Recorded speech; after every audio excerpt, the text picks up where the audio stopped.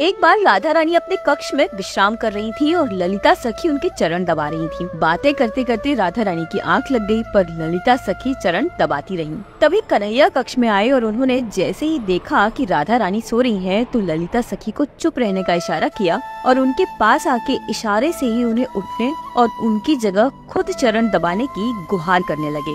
उनके मना करते ही कन्हैया उनके हाथ पैर जोड़ने लगे और ललिता सखी परेशान हो गई और हार कर कन्हैया को उन्हें चरण सेवा देनी ही पड़ी। अब कन्हैया ने धीरे से एक एक करके हाथ बदलते हुए चरण सेवा ले ली और अब वो चरण दबाने लगे। पर जैसे ही उन्होंने चरण दबाने शुरू किए, राधा रानी की आँख खुल गई। वो अपने प्रियतम के स्पर्श को पहचान गयी, पर कुछ बोल पाती इससे पहले उन्होंने अनुभव किया कि कन्हैया उनकी सेवा से बड़े प्रसन्न है।